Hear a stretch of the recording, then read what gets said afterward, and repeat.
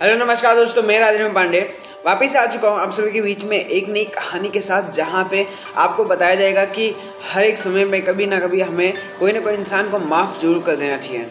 इससे हम छोटे तो नहीं हो जाएंगे, लेकिन कहीं ना कहीं दिल का बोझ हल्का हो जाएगा। तो शुरुआत करते हैं एक नई कहानी के साथ, जहाँ पे मैं तो बहुत एक्साइटेड हूँ ये कहानी आपको सुनाने के लिए। ओके, आप भी एक्साइटेड हैं? तो चलिए शुरू करते हैं। हमारे कहानी का जो टॉपिक होने वाला है वो भी काफ़ी इंटरेस्टिंग है। क्षमा करो और भूल जाओ, ये हमारे हेडिंग होने वाला है, जो कि बहुत ही बढ़िया मोरल ऑफ स्टोरी भी है कि हमेशा हर इंसान की गलतियों को याद रखना ज़रूरी नहीं है। कभी कभार कुछ चीज़ों को भूल जाना चाहिए और क्षमा करके हमें आगे बढ़ना चाहिए। इस समय आगे बढ़ने के लिए काफ़ी मदद मिलता है, क्योंकि वजनदार चीज़ें अगर मन में लेके बैठेंगे तो हम आगे नहीं बढ़ पाएंगे, बहुत तेज़ी से, बहुत धीरे धीरे बढ़ेंगे। राइट, तो चलिए कहानी की शुरुआत करते हैं। और कहानी एक बूढ़े आदमी की अपनी एक लौते बेटे से बहुत बड़ा झगड़ा हो गया। उसे बहुत बार माफ़ी मांगी, उस नौजवान ने उसकी एक न सुनी।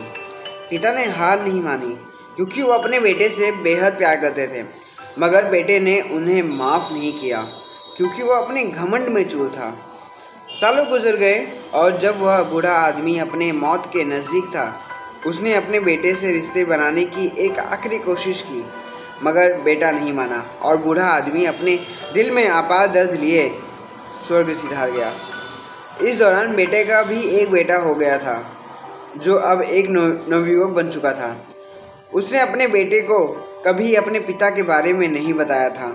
जब भी वह अपने दादा के बारे में पूछता, वह उसे इस बारे में बात करने से मना कर देते थे।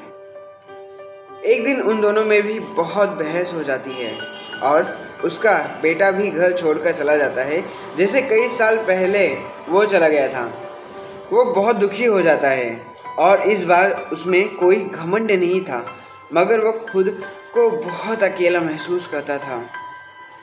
उसे लगा कि उसने अपने बेटे को हमेशा के लिए खो दिया है और ज़िंदगी में पहली बार उसने भगवान की प्रार्थना की और रुख किया। उसे एहसास हुआ कि इतने सालों पहले उसके पिता को कैसा महसूस हुआ होगा। उसे याद आया कि कैसे उसने अपने पिता को बहुत दुख पहुंचाया था, और ऐसा उसे एहसास हुआ कि उसने उन्हें कितना बड़ा दुख दिया था। जितना वो सोचता गया, समझ आता गया कि उसने अपने पिता के साथ कितना गलत किया था।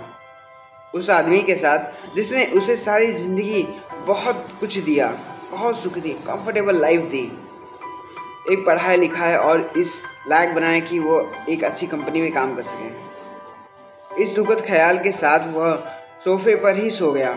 अगले दिन सुबह जब उसकी नींद खुली तो उसने देखा वह आराम से अपने पलंग पर सो रहा था और उसका बेटा उसके सामने खड़ा है।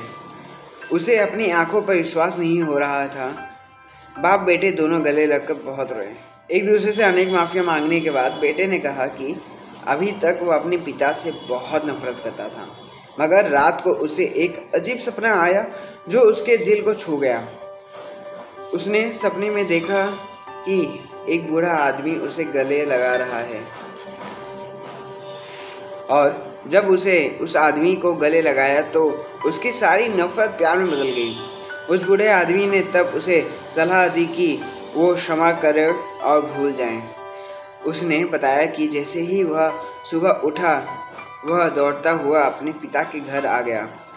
तब उस आदमी ने अपने बेटे को बताया कि उसी रात उसने भी एक ज़रूरी सबक सीखा और कैसे उसने अपने पिता को दुख पहुंचाया था जब वह जवान था। उसका बेटा अपने दादा के बारे में जानना चाहता था, जिसने वो कभी मिला नहीं था, देखा नहीं था, और अब यह सही वक्त है उसके बारे में बताने का। आदमी जाकर अपने पिता की तस्वीर वाली एल्बम ले आया। बेटे ने जब तस्वीर देखा तो बहुत चक्का रह गया। उसने बताया कि तस्वीर वाला आदमी वही है जो कल रात उसके सपने में आया था। अगर आपको ये कहानी अच्छी लगी हो दोस्त, तो लाइक करिए, सब्सक्राइब करिए और अपने दोस्तों के साथ भी शेयर करिए। उन्हें भी आखिर में कुछ ना कुछ वैल्यू तो मिलनी चाहिए ना यार। तो और अगर आपको ये कहानी अच्छी लग रही है तो मैं से बहुत सारे ढेर कहानियों के साथ आने वाला हूँ, और एक नई कहानी, एक नए वैल्यूज़ के साथ आने वाला हूँ, जहाँ पे आपको सीखने के लिए तो बहुत कुछ मिलने वाला है दोस्त, गंवाने के लिए तो कुछ नहीं मिलेगा। ठीक है, तो मिलते हैं नई कहानी के साथ, नेक्स्ट स्टोरी के साथ बहुत जल्द। बाय बाय, टेक केयर और ध्यान रखिए अपने अपने माँ बाप का।